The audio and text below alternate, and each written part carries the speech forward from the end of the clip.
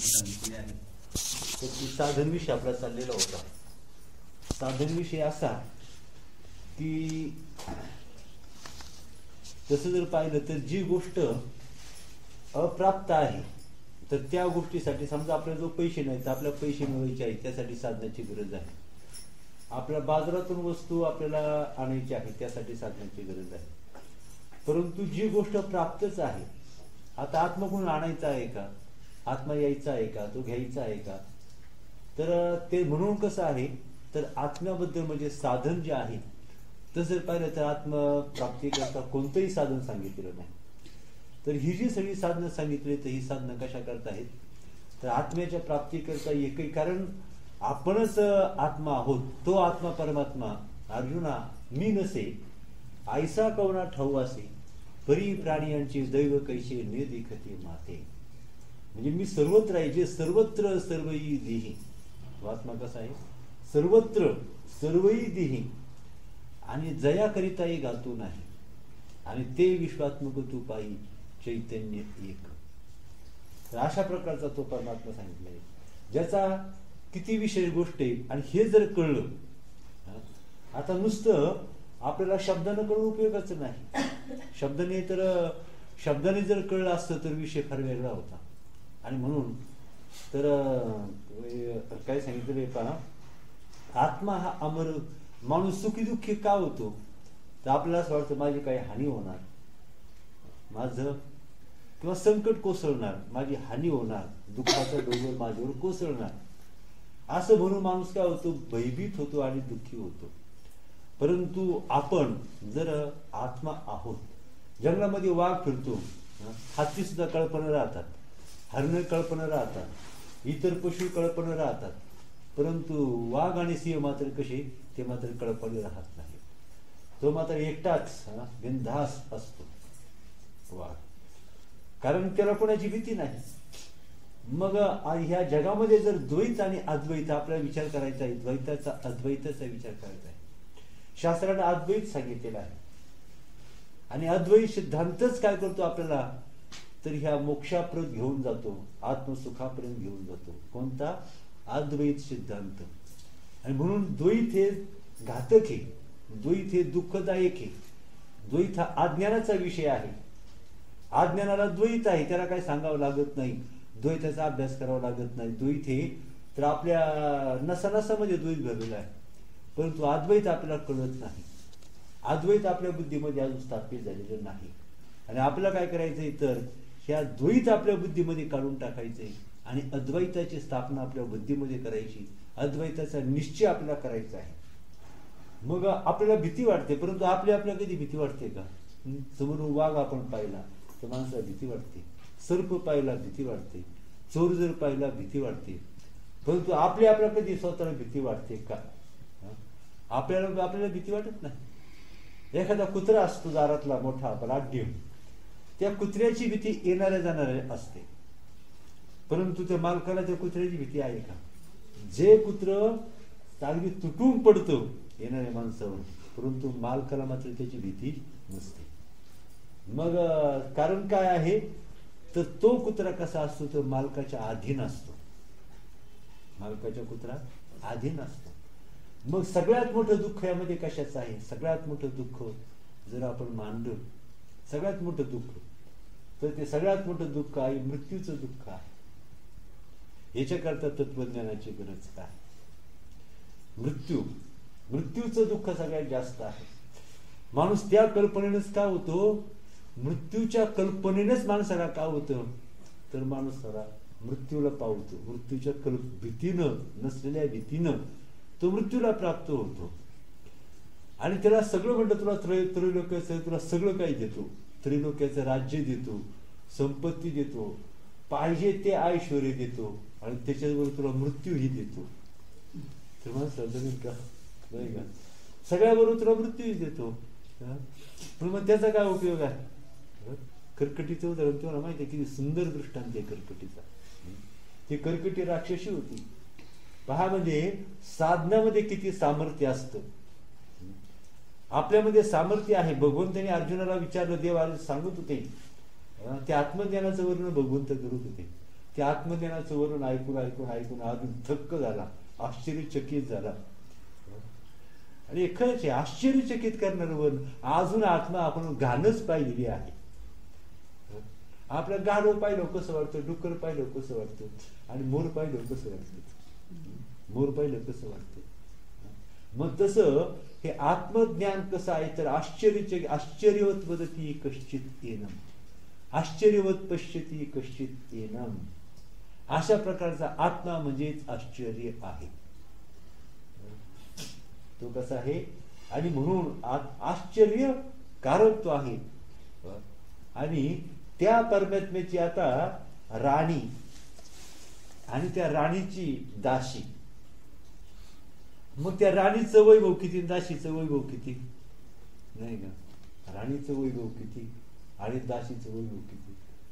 तर ती दासी जर एवढ्या वैभवात राहत असेल, दासीचं वैभव जर कसं असेल, अतिशय आश्चर्यकारक असेल, त्या राणीचं वैभव कसं असावं.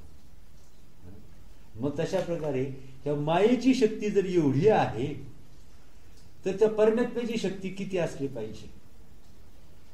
आणि म्हणून दुर्दैव असं की आपण आपल्या शक्तीला आपल्याला माहित नाही.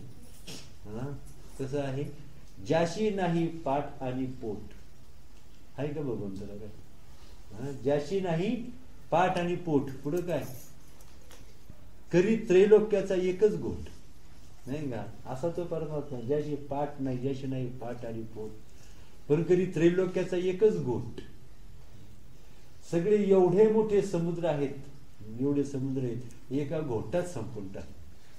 सगळे समुद्र एका घोटात संपून टाक. म्हणजे जिथं असा तो म्हणून काय सांगितलं आहे तर सूर्य जगाचे प्रकाशक. जगाचा प्रकाशक कोण आहे, सूर्य जगाचे प्रकाशक. आणि ब्रह्म त्या सूर्याचेही प्रकाशक आणि सद्गुरु त्या ब्रह्माचाही प्रकाशक. जगाला प्रकाश कोण, सूर्य देतो. सूर्याचा प्रकाश साधा आहे का, सूर्याचा साधा प्रकाश नाही. आणि असं आपण तर एकच सूर्य पाहिलेला आहे. ह्या अनंत ब्रह्मांड ह्या जगामध्ये आहेत, अनंत ब्रह्मांड. अजून आपण पुणे जिल्हा ओलांडला नाही, पुणे जिल्हा ओलांडला नाही. आपण गणेशनगर मध्ये गरगर गरगर फिरतो इथंच. मग पुणे जिल्हा ओलांडला नाही. आणि भारत केवढा, जग केवढं, आणि हे ब्रह्मांड केवढं. अशी किती ब्रह्मांड, असे म्हणजे स्वर्ग, मृत्यू आणि पाताळ, अशी कितीतरी ब्रह्मांड या जगामध्ये आहे. साधी गोष्ट आहे. आणि म्हणून त्याला म्हणायचं अनंत कोटी ब्रह्मांड नायक. अनंत कोटी ब्रह्मांड उदरीचे भान मशकान ओलांडा वेगळं महर्षींचे ज्ञान नेने माते. तैसा काय मी कौन के तुला, कौनाचं काही झाला निवृत्ती या करता बोला युगे गेली. मी कवन, मी कोण, के तुला केवढा, कौनाचा काही कधी झाला, याची उत्तर शोधता शोधता निवृत्ती या करता बोला युगे गेली नाही का. म्हणून महर्षी आणि देवा एर भूत जात सर्वा, मी आधी म्हणून पांडवा जाणता अवघड नाही का. म्हणून महर्षी आणि देवा एरा भूत जात सर्वा, मी आधी म्हणून पांडवा जाणता अवघड. उतरले उदक पर्वत उळगे, वाढते झाड मुळे लागे, ती मिया झालेली जगे जाणी जे माते नाही का. म्हणून माझ्यापासून झालेलं जग, जर पर्वतावर उगम पावणारी नदी जर त्या पायथ्यापासून पुन्हा जर समजा त्या पर्वताला जाऊन जर भेटेल, पर्वत शिखरावर जाईल, तरच माझ्यापासून झालेलं जग मला जाणू शकेल. इथपर्यंत म्हणजे जाणणं अवघड का सोपं नाही का, इतकं सोपंही नाही. आपला तोच विषय पाहायचा आहे, तोच विषय आपल्याला पाहायचा आहे. आणि म्हणून काय सांगितलं, ऐसाही उपाय नाही का. अर्जुन असं जरी असलं, ऐसाही उपाय सांडून पुढील पायी सर्वेंद्रियासी होय पाठमोर राजू. परंतु देव मला जाणू शकत नाही, महर्षी मला जाणू शकत नाही. माझ्यापासून झालेलं जग, सगळं जगत परमात्म्यापासून झालेलं आहे. मग म्हणून मला कोणी जाणू शकत नाही. परंतु ऐसाही उपाय सांडून पुढे न पाये सर्वेंद्रियांची होय पाठमोरा जो सगळ्या इंद्रियांना पाठमोरा होतो, सगळी इंद्रिय बंद करतो, नवद्वार बंद करतो, सगळी इंद्रिय बंद करतो, नाही का? मग तेव्हा डोळे पाहण्याचं थांबतात, कान ऐकण्याचं थांबतात, त्यानंतर हाताच्या क्रिया थांबतात, पायाचं चलनवलन थांबतं, मनाच्या कल्पना थांबतात, बुद्धीचे विचार थांबतात, अंतःकरण सगळं काय होतं तर लय, अंतःकरण सगळं लय होतो. मग तेव्हा तो परमात्मा प्रगट होतो. काय होतो तेव्हा परमात्मा तो प्रगट होतो. आणि म्हणून काय म्हणते, गर्भी सर्व स्मृती होती सोहमभावी विचारी होती. गर्भी सर्व स्मृती होती. तो गर्भामध्ये, तर गर्भामध्ये तो काय होता तर ते सगळं सुख भोगत होता, परंतु तेही सुख भोगत होता आणि दुःखही भोगत होता. अशी विपरीत स्थिती त्याची होती. तो स्वतःला जाणत होता, स्वतःला तो दृष्टा नाही का, माझा थेंब पडतोय आणि माशा तळतळ चावतात, तशा प्रकारे तो स्वतःचं स्वरूपही ओळखत होता. आणि तर ते दुःखही तो जाणत होता. आणि म्हणून तर त्याने भगवंताला प्रार्थना केली, जाणून घ्यायचंय, जाणून चांगलं लक्ष द्या. चांगलं मी 1000 वेळा 500,000 वेळा सांगितलं, मनुष्य जन्म केवळ संसार करण्याकरता नाही. सुख तर नाही, या जगामध्ये सुख हे नाही, आनंद हा नाही. आपण जेवढं सुख आपल्याला मिळतो तेवढं सगळं सुख आत्म्याचं असतं. होणारा आनंद सगळा आत्म्याचा आहे. आपल्याला जे ज्ञान होतं ते केवळ आत्म्यामुळेच आपल्याला ज्ञान होतं. ज्ञान कशामुळे होतं आपल्याला? केवळ आत्म्यामुळेच आपल्याला ज्ञान होतं. आनंद आणि बाकी सगळ्या गोष्टी कशा आहेत? जड आहे. हा देहही जड, मनही जड, बुद्धीही जड, इंद्रियही जड आणि प्राणही जड आहे. जड म्हणजे दगड. जड म्हणजे काय? दगड म्हणजे त्याला काही कळतही नाही. दगडाला चव कोणती आहे? दगडाजवळ कशाचं ज्ञान आहे? दगडाला कशाचं ज्ञान आहे? दगडाजवळ कसलं सामर्थ्य आहे? आणि दगडाला चव कोणती आहे? दगडाला काही चव आहे का? दगडाला काही चव नाही. मग तशा प्रकारचं सगळं जग कसं आहे? जड आहे. सगळं जग जड आहे. सगळी इंद्रिय जी आपापली कार्य करतात ती आत्मसत्तेमुळे कार्य करतात. आत्मसत्ता आहे या देहामध्ये, आत्मसत्ता आहे. म्हणून मिळणारा आनंद आत्म्याचा आहे, होणारं सुखही आत्म्याचंच आहे. ज्ञानही आपल्या आत्म्यामुळेच होतं. ज्ञान होतं म्हणजे व्यावहारिक ज्ञान मी सांगतो. आत्म्याचंही ज्ञान तर आपल्या आत्म्यामुळेच होतं, नाही का? आत्म्याचं ज्ञान कशामुळे होतं? आत्म्यामुळेच होतं. व्यावहारिक ज्ञान, शब्दाचं ज्ञान आत्म्यामुळे होतं, पदार्थाचं ज्ञान आत्म्यामुळे होतं, चवीचं ज्ञान आत्म्यामुळे होतं. आत्मा जर नसेल तर ज्ञान होतं? दगड कधी जाणतो का कोण आलाय आणि कोण गेलं? सुंदर जर एखादं गाणं जर गायलं तर दगड म्हणतो का गाणं चांगलं झालं? तसं देह हा जड आहे बरं का. देह हा जड आहे, जड आहे. मग आपल्याला अनुभव आहे देह जड आहे का नाही. निघून गेला वारं, खाली राहिला पसारा. मग काय, मग ठेवतो का त्याला कोणी 5 मिनिटं? आपण म्हणतो माझं असं, माझं तसं, माझ्या बायकोचं लईच वेगळं काम आहे, त्या प्राण निघून जाऊ दे. सगळे म्हणतात लवकर उरका, लवकर उरका, लवकर. बायको सुद्धा म्हणते आता जाऊ द्या. ती कोटपर्यंत दमधरी बायको, लई जीवाची बायको आहे. ती किती दिवस म्हणून राहू द्या इथं? सांगा ना, किती दिवस म्हणून राहू द्या? शेवटी ती म्हणून आता जाऊ द्या, नाही का? ह्या देहावर प्रेम कुणीही करत नाही. देहावर प्रेम कुणीही करीत नसतो आणि आपल्यावर सुद्धा कुणीही प्रेम करत नसतो. मग आपण पाहिलं आत्मा परम प्रेमास्पद आहे. मग आपण पाहिलं ना. म्हणून प्रेम जे आहे त्या प्रेमाचा उगमही आत्माच आहे. प्रेमाचा उगम कुठे आहे? आत्म्यापासूनच आहे. आणि तर ते प्रेमही आकुळ जाऊन मिळतं, तेही आत्म्याला जाऊन मिळतं. म्हणून आत्मा सर्वस्व आहे, त्यालाच ब्रह्म म्हणतात. आणि तर ते जाणलं की मनुष्य परम सुखी होतो, परम ज्ञानी होतो. त्याने जाणायचं काही राहिलं नाही, मिळवायचं काही राहिलं नाही, करायचं काही राहिलं नाही. म्हणून आत्मस्वरूपात जो ज्ञानी असतो त्याला कोणतंच कर्म नाही. कर्म जे संभवतं ते अज्ञान स्थितीमध्ये कर्म संभवतं. कर्माची उत्पत्ती अज्ञानात असते आणि ज्ञानोत्पत्ती झाली की कर्माचा संबंध संपला. आणि मग त्याचं काय असतं, ज्ञानी असतो त्याचं सगळी कर्म भक्तिमय असतात. किती आश्चर्यकारक गोष्ट आहे. त्याची सगळीच कर्म भक्तिमय असतात, भक्तिमय असतात. आणि म्हणून त्याचे ते पिसाळते शब्द सुखे म्हणून येते वेद. त्याने शिव्या जरी दिल्या, अहो भगवंताचं जे घोरणं जे होतं, ते भगवंताचं जे घोरणं होतं ते ज्ञानच बाहेर, घोरण्यातूनच ज्ञान बाहेर पडत होतं. भगवंताच्या घोरण्यातून सुद्धा हे ज्ञानच बाहेर पडत होतं. नाही अशा प्रकारचं काय, आग्नीनं किती द्यायचं म्हटलं, आग्नी द्या, आग्नीनं जर द्यायचं जर म्हटलं तर उष्णताच देणार. तुम्ही साखर किती गोडीनं खा, रागानं खा, किती रागानं खाली दात खाऊन खायची तरी ती साखर गोडीच लागणार. ती गोडी देणार ना आपल्याला, साखर दुसरं काय आपल्याला देणार आहे, ती गोडी देणार आहे. आणि म्हणजे कसं आहे तर तसं आत्म्याच्या ठिकाणी एकदा कितीही मूर्ख मनुष्य असला, किती निर्दयी मनुष्य असला, किती कठोर मनुष्य असला तरी त्याला आत्मा त्याला सुखच होतं बरं का. त्याला काय होतं, सुखच होतं. आणि त्रैलोक्यात काही त्याला मिळवायचं राहिलं नाही. उलट तो काय करतो, आत्मज्ञान झालेला पुरुष त्रैलोक्याकडं ढुंकून सुद्धा पाहत नाही. स्वर्ग सुद्धा काय करतो तर स्वर्ग जो जे काळकुटाचे सहोदर मृत्यू वेणे पेले अमर, ते देहाचे पुरंदर 14 जाती नाही का.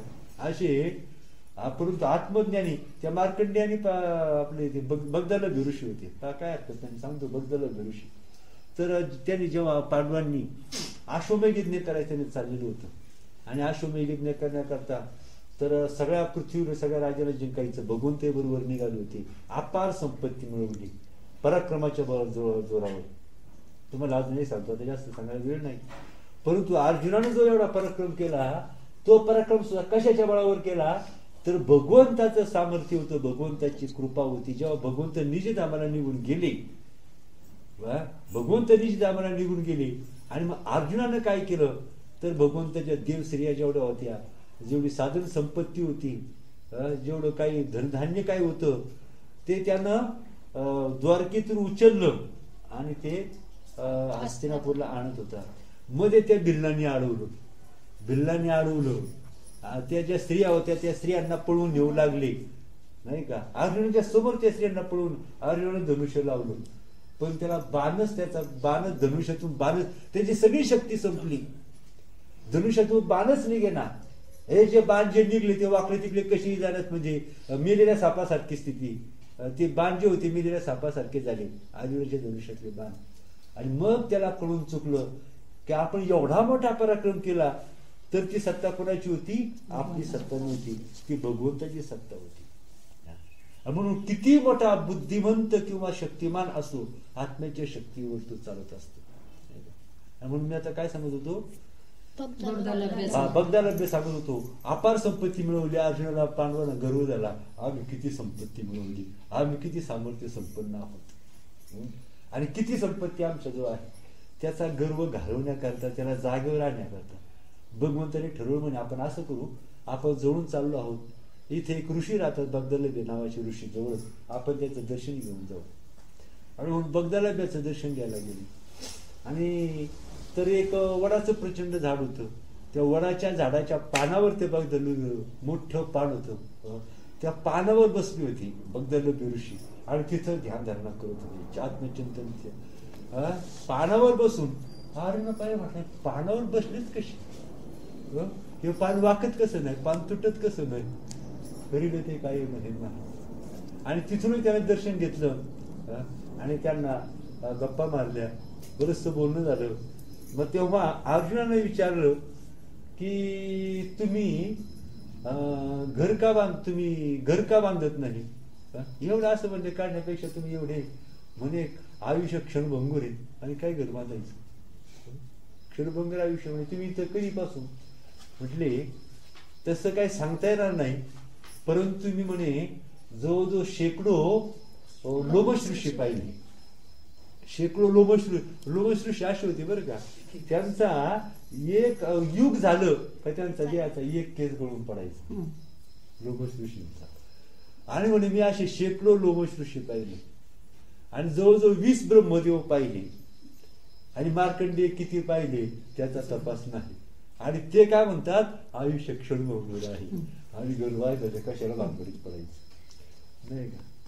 आपण वास्तू शांती करायला सुद्धा जिवंत राहत नाही. घर बांधतो वास्तू शांतीच्या आत आपल्याला गमन करावं लागतं नाही का, प्रयाण करावं लागतं इतकंच आहे. आणि म्हणजे एवढं मग आता ते पाहिलं आणि त्याचा सामर्थ्य ऐश्वर्य पाहिलं.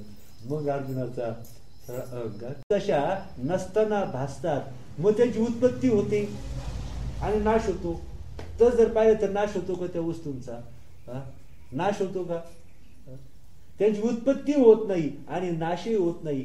तसं ह्या देहाची आपल्याला भ्रमानेच आपण म्हणतो, आपण पाहतो, तोही भ्रमच आहे. आमच्या मुलाचा जन्म झाला, मुलगा लहानाचा मोठा झाला, हा सुद्धा कसा आहे वस्तुतः ह्या जगात कशाची काही उत्पन्न झालेलं नाही.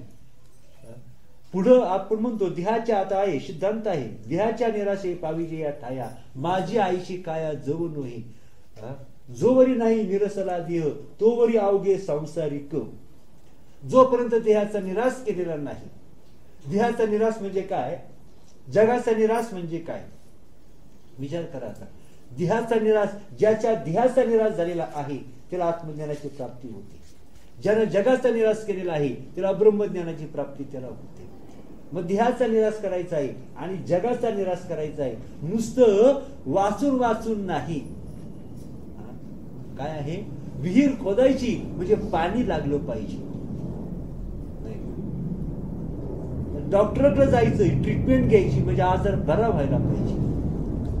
तसं काय करायचं आहे? परमार्थ साधन करायचंय तर आत्मज्ञान व्हायला पाहिजे. मग आता हे कशा करता लक्षात घ्या. तर देहाचा निराश करायचा आहे. नुसता देहाचा निराश करून चालणार नाही. देहाचे आपल्या पिंडाचे 4 देह आणि ब्रह्मांडाचे 4 देह या 8 आपला निराश करायचा आहे.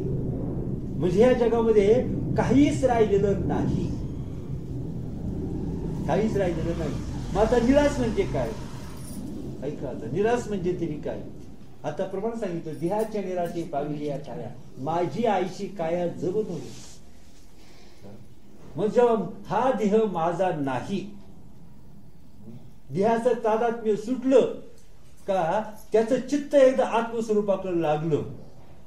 मुंगळा जसा त्या गुळाच्या ढेपेला चिकटतो, ढेप सोडत नाही, तसं चित्त त्या स्वरूपाला चिटकून राहतं. ते चित्त स्वरूपाला सोडत नाही. पाण्यामध्ये असणारा मासा पाण्याला सोडून राहू शकत नाही. तसं चित्त भक्त जो असतो, भक्त म्हणजे विभक्त नव्हे, कधीच विभक्त नव्हे. रेल्वेवरून रुळावरून चालणारी गाडी प्रवास करता करता 10-5 मिनिटं रुळावरून बाजूला होते का? एखाद्या मिनिटं बाजूला होते का? 1 सेकंद तरी बाजूला होते का? ती रूळ कधीच सोडत नाही आणि म्हणून शेवटच्या टप्प्यापर्यंत प्रवास होतो. तसं आत्मज्ञानी भक्त जो असतो, देवाचा भक्त, तो स्वरूपाला सोडून कधीच राहत नसतो. ऐका आता, तो स्वरूपाला सोडून कधीच राहत नसतो. म्हणून त्याचं देहाशी तादात्म्य असंभवनीय होतं. त्याचं देह तादात्म्य असंभवनीय असतं. त्याचं जगात वागणं कसं असतं तर जगात जो बाहेर म्हणजे पाहता बाहेरी पिशाच्च आंतरी शहाणा.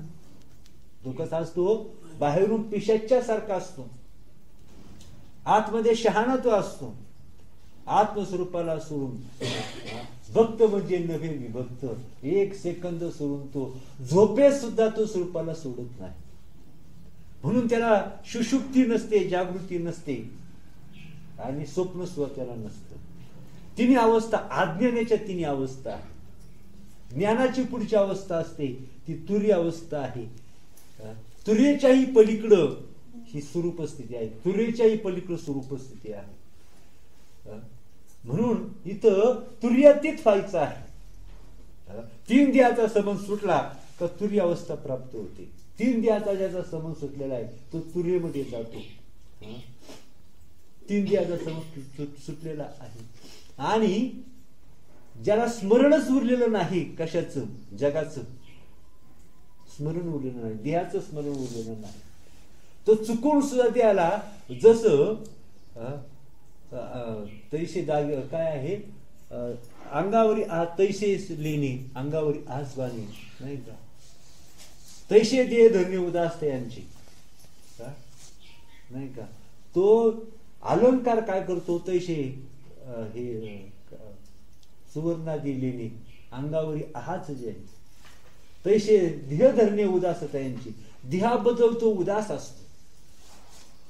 आपण रस्त्यानं चालताना दिसणाऱ्या माणसाबद्दल उदास असतो, बरोबर आहे का नाही? तशा प्रकारे तो देहाबद्दल उदास असतो. मग न मानावा देह माझा आईसा, आणि मग कळो येईल भरोसा. आणि म्हणून या देहाच्या बांधोडी न पडिजे, सुखदुःखाच्या सागरी न बुडीजे. सुखे सुखात नका मातुरसी प्रमाण देऊन काम भागेल का? अभ्यास जो करायचा हाच अभ्यास करायचा आहे. याला सोपा उपाय मोह माया ममता टाकून द्यायची, कशाचीच इच्छा करायची नाही. कशाचीही इच्छा, सत्य नाहीच काही या त्रिभुवनामध्ये. सत्य फक्त एकच परमात्मा आहे. आणि त्यानं अखंड एक रस, अखंड दंडायमान एक रस तो परमात्मा आहे. त्यानं स्वर्ग पृथ्वी पाताळ नव्हे, विश्व सुद्धा फार अलीकडचं, विश्व सुद्धा सुईच्या टोका एवढे असं इतका तो व्यापक आहे. अशा प्रकारचा आणि अखंड एक रस. काल सांगितलं पोरं आकाशातून पडतात का? आकाशातून पडतात. तसं अखंड एक रस ब्रह्मामध्ये काही निर्माण होणं शक्यच नाही आणि कारण सुद्धा नाही. आणि म्हणून कसं आहे तो भक्त कसा असतो? भक्त पाहता एक कबीरजी प्रमाणे सांगतात, संत संत सब कोई कहते, बडा कठीण संत का पंथ. संत संत सब कोई कहते, बडा कठीण संत का पंथ. काम क्रोध जिते नहीं, वो संत नहीं वो जंत. काम क्रोध इच्छाच नाही त्याच्या चित्तामध्ये. इच्छा म्हणजे काय आहे? अविद्या आहे. इच्छा म्हणजेच अविद्या. माया आणि अविद्येमध्ये पुन्हा फरक आला. ईश्वराची शक्ती माया आहे आणि जीवाची शक्ती अविद्या आहे. म्हणून जीव पराधीन आणि दुःखी आहे आणि म्हणून ईश्वर सर्वज्ञ आणि सर्व शक्तिमान आहे. ईश्वराची उपाधी माया आहे, जीवाची उपाधी अविद्या आहे. ती अविद्या दुःखरूप आहे, नाही का? ती अविद्या दुःखरूप आहे आणि म्हणून जीव पराधीन आणि दुःखी आहे. म्हणून ईश्वर सर्वज्ञ आणि सर्व शक्तिमान आहे. आणि आता पहा की ईश्वराची उपाय, ईश्वर असा काय झाला? त्यानं ती उपाधी धारण केली. 3 भावांचा दृष्टांत माहिती तुम्हाला? चांगला डोक्यामध्ये घ्या. सुंदर दृष्टांत 3 भावांचा दृष्टांत. ईश्वर शक्तिमान का झाला आणि आपण भयंकर दुःखी आणि कष्टी, आपण यमाच्या तावडीत का सापडलो? ईश्वराची सत्ता यमावर आहे. ईश्वरी सत्ता कोणावर आहे? जीव आणि शिव वेगळे नाहीत. जीव आणि शिव एक आहेत. परंतु एकानं काय केलं? मलिन उपाधी धारण केली आणि दुसऱ्यानं स्वच्छ उपाधी धारण केली. म्हणून एक शक्तिमान झाला, एक नियामक झाला, नाही का? आणि एक काय झाला? अधीन झाला. त्याच्या अधीन झाला. कारण काय? त्यानं जी उपाधी धारण केली ती उपाधी माया आहे आणि माया स्वरूपाला आवरण करत नाही. माया शुद्ध सत्व प्रधान असल्यामुळं ती स्वरूपाला आवरण करत नाही, उलट त्याला सहाय्य करते. ती ईश्वराला जे ईश्वरानं सांगावं तिथं अघटित आहे. ते केवळ संकल्पानं अनंत कोटी ब्रह्मांड निर्माण झाली. केवळ संकल्पानं समुद्र निर्माण झाले, चंद्र सूर्य निर्माण झाले, पृथ्वी निर्माण झाली. सगळं केवळ संकल्पानं निर्माण झालं. म्हणून त्याला सत्य संकल्प म्हणतात. ईश्वरा काय म्हणायचं? सत्य संकल्प. आणि म्हणून माणूस का तर अविद्या अविद्या म्हणजे इच्छा, काम क्रोध लोभ. कान्होबा तुझी घोंगडी चांगली रे चांगली, आम्हाशी का दिली वांगुली रे. कान्होबाची घोंगडी कोणती आहे? कान्होबा परमात्मा, त्याची उपाधी चांगली आहे. कान्होबा तुझी घोंगडी चांगली रे चांगली, आम्हाशी का दिली वांगली रे. आपली कशी आहे? काम कर्म अविद्या त्रिगुण पंचभूतांनी विणलेली. काम कर्म अविद्या, आपण काम कर्म अविद्या त्रिगुण आणि पंचभूतांनी विणलेली. काय सगळं एक एक एक एक घाण आहे सगळी. आहे का काही चांगलं? काम चांगलं आहे, कर्म चांगलं आहे, अविद्या चांगली आहे. काम कर्म अविद्या आणि त्रिगुण, त्रिगुणांच्या कचाट्यात आपण सापडलो.